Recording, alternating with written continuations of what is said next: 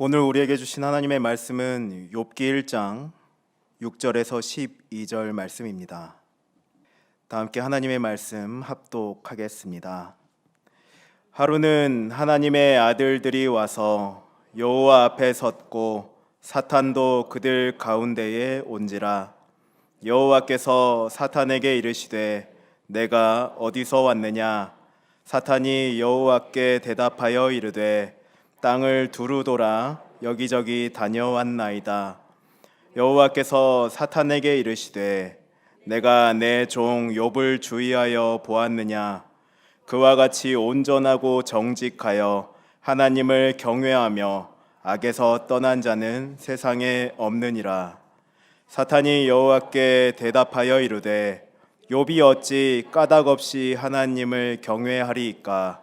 주께서 그와 그의 집과 그의 모든 소유물을 울타리로 두르심 때문이 아니이니까. 주께서 그의 손으로 하는 바를 복되게 하사 그의 소유물이 땅에 넘치게 하셨음이니이다. 이제 주의 손을 펴서 그의 모든 소유물을 치소서. 그리하시면 틀림없이 주를 향하여 욕하지 않겠나이까? 여호와께서 사탄에게 이르시되 내가 그의 소유물을 다 내 손에 맡기노라. 다만 그의 몸에는 내 손을 대지 말지니라. 사탄이 곧 여호와 앞에서 물러가니라. 아멘. 우리가 오늘 본 욥기는 굉장히 철학적인 책입니다. 왜냐하면 이스라엘의 전통적인 지혜에 질문을 던지기 때문이죠. 이스라엘의 전통적인 지혜라고 하면 신명기에서 말하는 인과응보의 사상입니다. 선한 사람은 복을 받고 악인은 저주를 받는다. 이것은 사실입니다.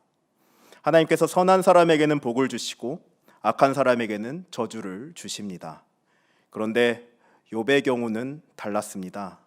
선한 사람으로 언급되는 욥이 고난을 당하게 됩니다. 저주를 받게 되죠. 그렇다면 이것을 우리는 어떻게 이해해야 하는가? 신명기에서 언급하고 있는 전통적인 지혜에 오류가 있는 것인가? 이에 대한 사색과 고찰이 욥기 안에 담겨져 있습니다. 욥의 새 친구가 등장해서 욥을 전통적인 지혜로 몰아붙이면 욥은 억울함을 호소하면서 자신조차도 왜 이런 고난이 자신에게 왔는지 도무지 이해할 수 없다고 말합니다. 굉장히 재미있게 이야기가 진행이 되죠. 이런 욥기 안에는 두 가지 주제가 등장합니다. 사심없는 신앙과 부당한 고난입니다. 조금 전에 말씀드린 전통적인 지혜에 반하는 주제인 부당한 고난에 대한 문제는 다음 기회에 있을 때에 다루면 좋을 것 같습니다. 오늘은 욥기에 또 처음 나오는 주제인 사심없는 신앙에 대해서 살펴보고자 합니다. 사심없는 신앙이라고 말하는 이유는 사심이 있는 신앙이 있기 때문이겠죠. 아마도 교회의 대부분의 사람들이 사심을 가지고 신앙생활을 하지 않을까 생각이 됩니다. 하나님을 자신의 필요를 채우는 수단으로 본다는 것이죠. 물질적인 것부터 시작해서 자신의 건강이나 자식들의 행복을 위해 하나님을 이용한다는 것입니다. 하나님은 우리 인간들에게 그런 대접을 받으실 분이 아닌데 말이죠.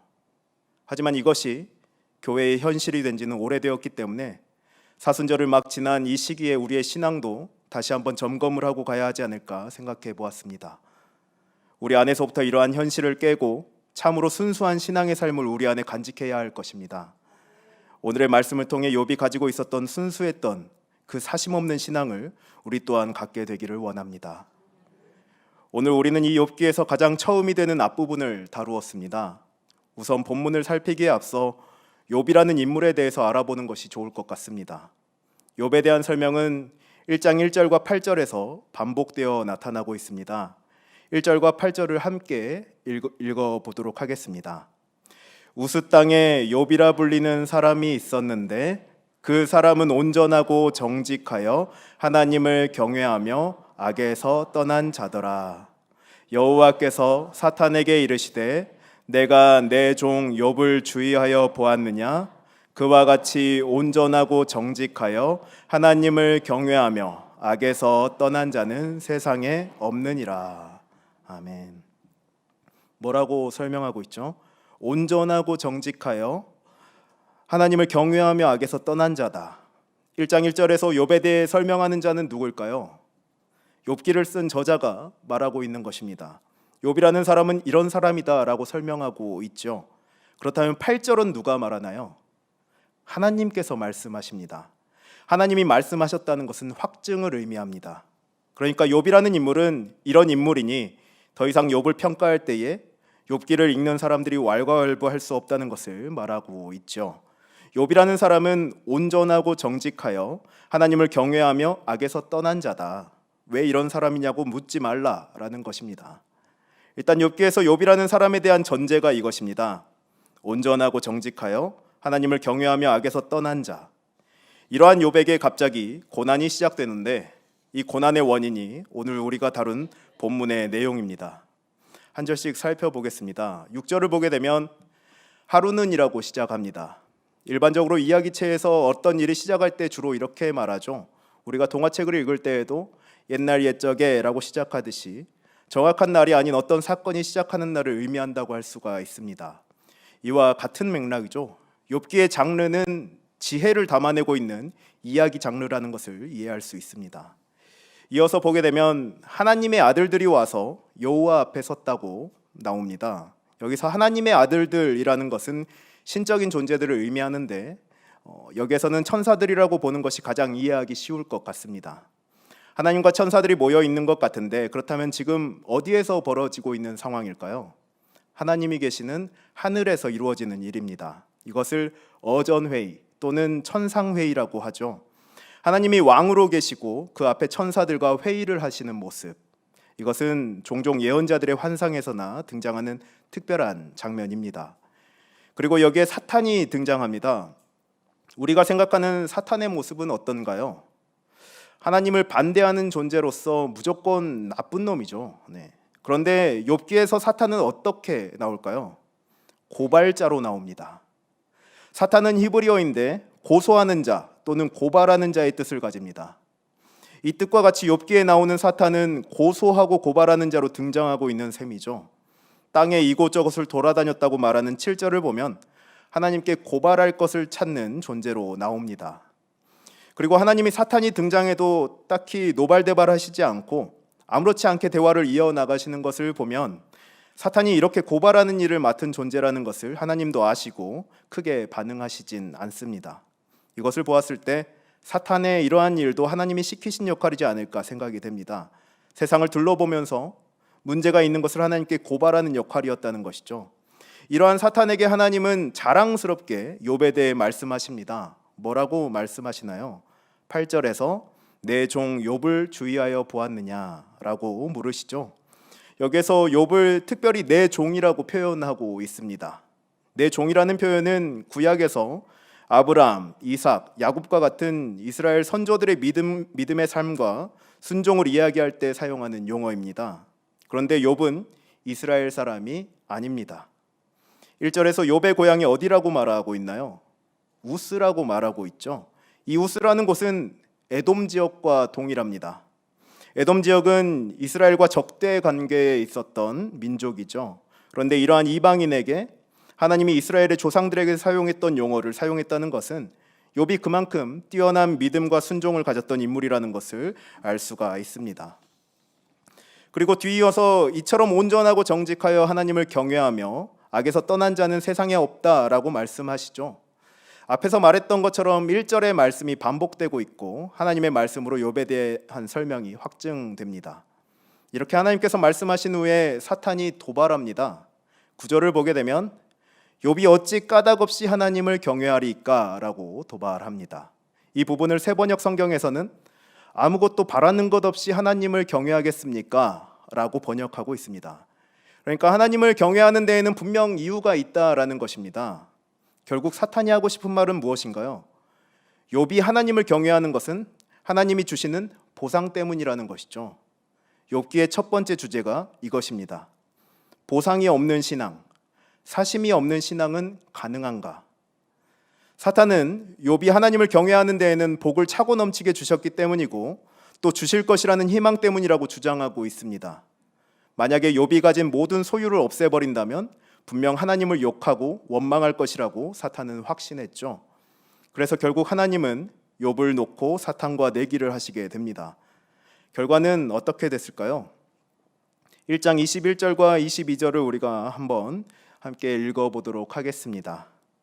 이르되 내가 모태에서 알몸으로 나왔사온즉 또한 알몸이 그리로 돌아가올지라.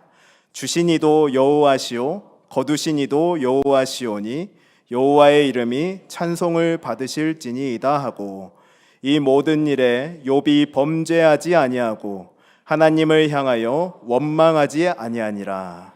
아멘. 욥은 자식들이 죽고 모든 소유물이 사라지게 됩니다. 그럼에도 불구하고 하나님을 욕하지 않았고 원망하지 않았습니다. 결국 내기의 승자는 하나님이 되셨죠. 그런데 사탄이 다시 또 한 번의 내기를 제안합니다. 이번에는 욥의 외적인 재산이 아닌 내적인 재산, 즉 건강을 빼앗습니다.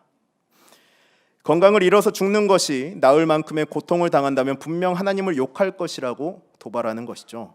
그렇게 해서 하나님과 사탄의 두 번째 내기가 2장에서 시작이 됩니다. 건강도 빼앗겨버린 욥은 어떻게 되었을까요? 역시나 우리의 욥은 하나님을 끝까지 욕하지 않았습니다. 그러니까 지금 욥은 어떤 신앙의 모습을 보여주고 있나요? 사심없는 신앙의 모습을 보여줍니다.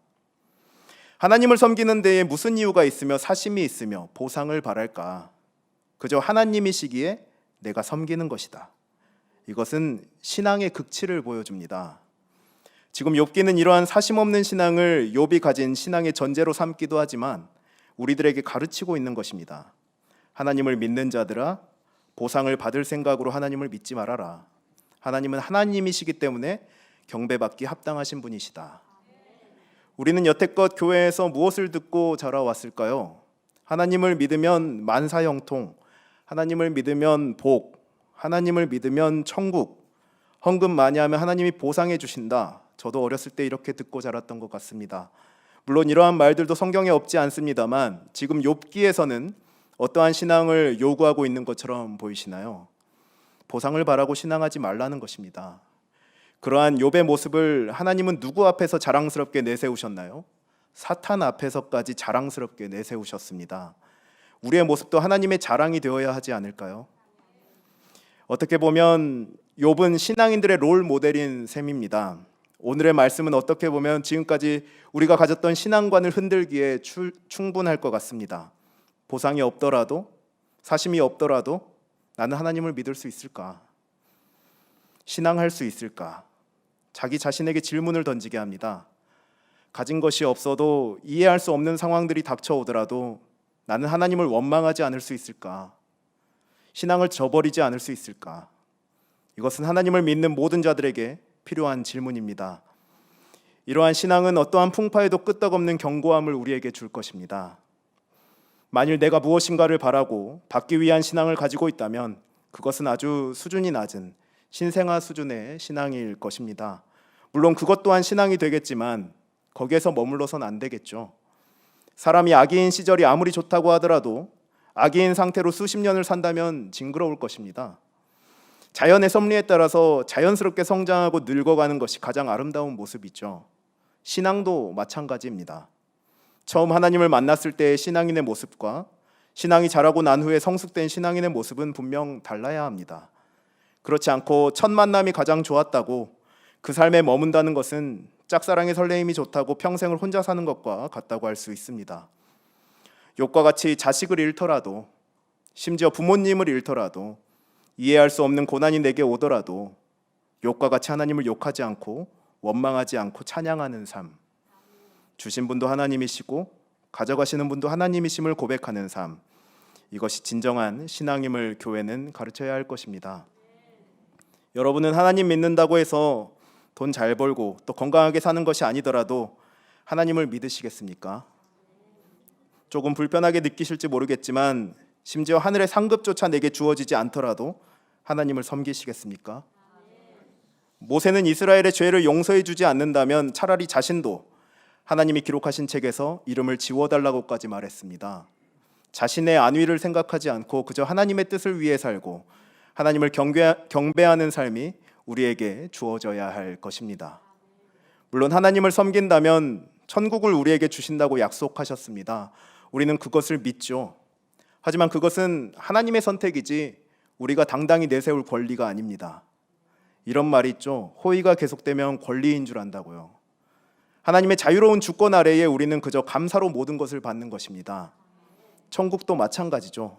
그럼에도 그것마저 내려놓을 수 있으십니까? 애당초 우리의 것이라는 것은 사실 없습니다. 모든 것이 하나님께로부터 왔고 다 하나님의 소유입니다. 혹시 내가 지금 움켜쥐고 있는 것이 나의 사심이나 욕심이 아닐지 스스로를 돌아보아야 할 것입니다. 오늘의 말씀처럼 욥과 같이 하나님이 자랑할 수 있는 자로 사심 없이 그저 하나님이시기에 찬양드리고 경배드리는 우리 모두가 되기를 간절히 원합니다. 기도하겠습니다. 하나님, 우리의 연약함과 어리석음으로 하나님의 자랑이 되지 못했던 것은 아닌지 돌아보게 됩니다. 항상 우리의 기쁨과 만족을 위해 하나님을 찾았던 것은 아닌지 또 돌아보게 됩니다. 하나님은 아들을 죽이시기까지 우리를 사랑하셨는데 우리는 하나님께 우리의 작은 것 하나 드리기 어려워했습니다. 또 항상 나의 삶을 채우기 위해서만 구하였습니다. 그러나 이젠 하나님께 나의 삶을 전부 드리길 원합니다. 기쁘게 받아주시옵소서. 우리 모두가 하나님의 기쁨을 위해 살아가게 하시고 내 삶이 고난의 연속일지라도 하나님을 원망하거나 세상과 타협하지 않게 하여 주시옵소서. 그저 하나님이 하나님 되시기에 내가 믿노라고 고백하게 하시고 그저 모든 것이 하나님의 놀라운 뜻이 있을 줄을 믿고 험난한 길을 마주하더라도 묵묵히 걸어가게 하시옵소서. 죽음조차 두려워하지 않으며 세상 속에서 하나님의 자녀로서 외로운 싸움을 이겨나갈 수 있는 힘과 능력을 허락하여 주옵소서. 우리의 삶을 전부 주님께 의탁합니다. 부디 받아주시옵소서. 감사드리며 우리 주 구주 예수 그리스도의 이름으로 기도합니다. 아멘.